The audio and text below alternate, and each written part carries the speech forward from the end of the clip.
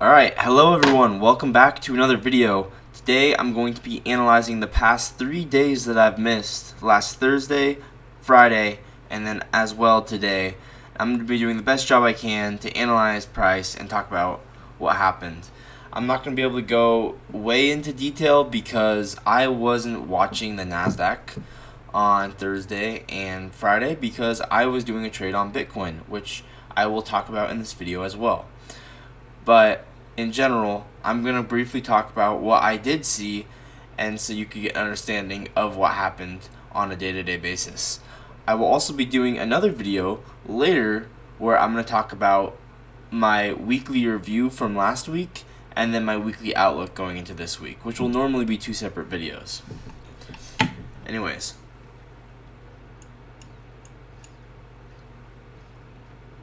let's get right into it. So, the first thing I noticed on Thursday was there was a 15-minute SMT here, which basically rules out like, hey, you should not be going bullish when there's a 15-minute SMT at 7:30. From there, you have a ton of low resistance liquidity all throughout here. So, in my mind, there's really no reason for you to have been bullish. I'm not sure there was a bearish entry either, but I could be wrong. I, once again, was not looking at price. So you can see that price dumped, took out all this low resistance liquidity. Pretty cool. Next, throughout the rest of Thursday, it was really choppy. The next opportunity that you could have got was on Friday, where price tested this 4-hour order block. Now, I did actually try and enter this trade. There was an SMT at the low. If I scroll over, there was an SMT at the low with, I believe, this high. So this was SMT. And then we got a, I believe this was a 2-minute inverse. So I entered on this 2-minute inverse.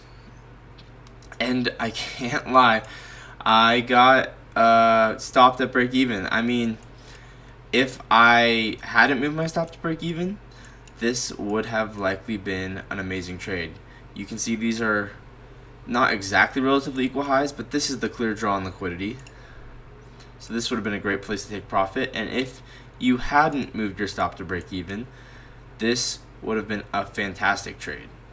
I did move my stop to break even because I was being extra safe, but you know, you can't be perfect. And you can see there's a perfect reaction off here with SMT, so if you had enough conviction, you could have held it.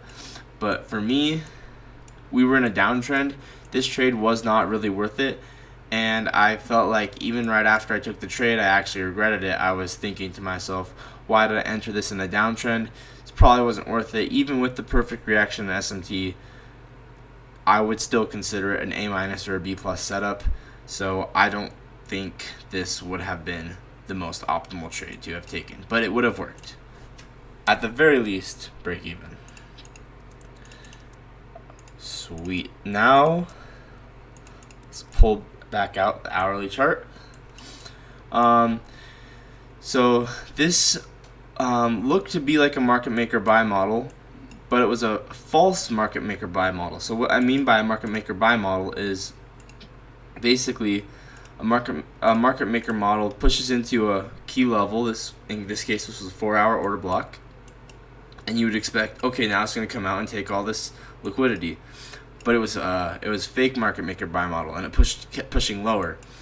And the reason for this is, although this is a daily fair value gap, you have to ask yourself, where's the liquidity? Where's the liquidity? Always ask yourself, where's the liquidity?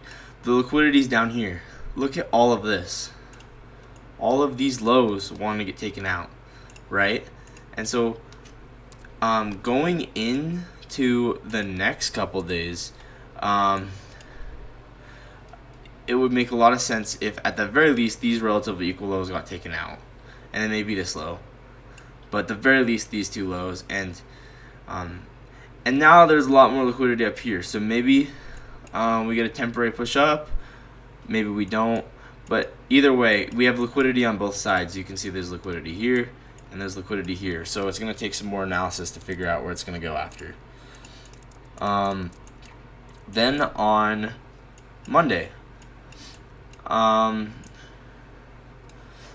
was crazy because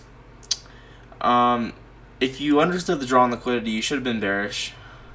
But it's kind of ambiguous because there's all of this liquidity as well above, and we filled this 4-hour and daily gap.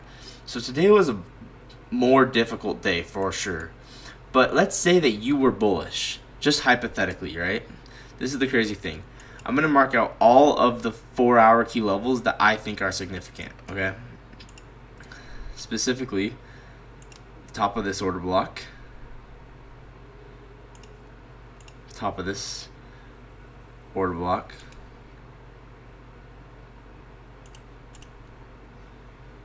the mean threshold of this order block. Check this out. Just wait till I get all these lined up. And the mean threshold of this order block. So let's say that you had all of these key levels marked out. If I go down to the 1 minute, this might blow your mind. Here we go. What happened? Price pushed into the first mean threshold. This was a market maker buy model on the 1 minute. Then price pushed into this key level. I guess this one wasn't so significant, right? Boom, market maker buy model out of that. Did not reach the highs though. Then what happened? Price pushed into this key level and a market maker buy model out of that. So you can see it's kind of crazy how these key levels can be so significant when you get these perfect reactions. So even though price was bearish, it reacted off all those bullish levels. So I thought that was interesting.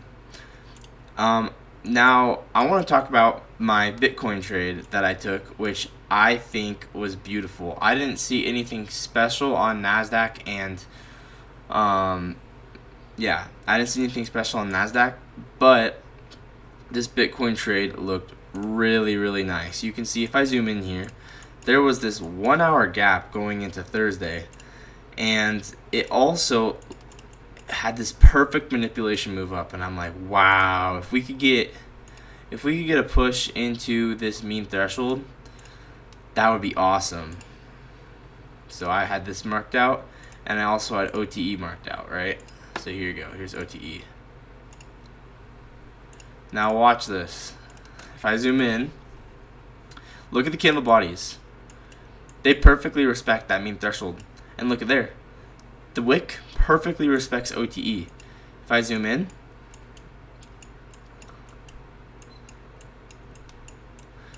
you can see price comes up, fills this 1 hour gap perfectly. Candle bodies respect the mean threshold, perfectly pushes into OTE, has an SMT with Ethereum at the highs, right, triple push up into the OTE. This might have been an A+++ setup, because you got a perfect fill of this gap, perfectly overfilling it into OTE. The candle bodies perfectly respecting this mean threshold. 3 pushes up into OTE. Then, let's see. So yeah, the mean threshold, OTE, the 1 hour gap, the SMT. Then you get this 5-minute inverse, right? This 5-minute inverse out of this level, that's your entry. So you take short, you put your stop above the high, and then you can target the range low. So you target here. And if you wanted to, which this is what I did, I took some off there, but I targeted this 2 hour order block. So this was a trade that I actually took. I targeted this 2-hour order block. You'll never guess where price went.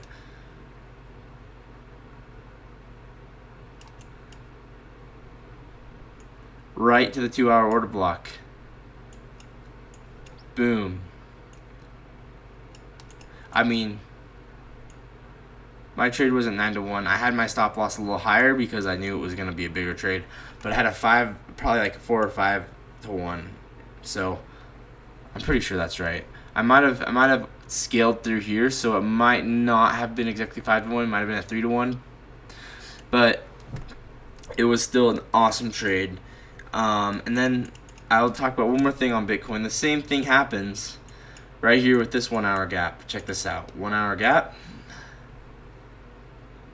Price pushes up into the 1 hour gap. Pushes up into this order block. So pushes up in, breaks down, breaks structure down, and it continues its next leg down, targeting this low. Boom. I originally thought that this final moves down midpoint was going to be a key level, that it was going to find support, but I had the draw on liquidity wrong, and clearly the draw on liquidity was this low, and it looks like now possibly the draw on liquidity is even lower. With that, that was a lot. I hope you enjoyed this video. I hope I can keep things simpler, and if you have any questions, just put them in the comments below, and I'm going to keep working on making these videos better. If you enjoyed this video, remember to leave a like, subscribe. Thanks for watching. Bye.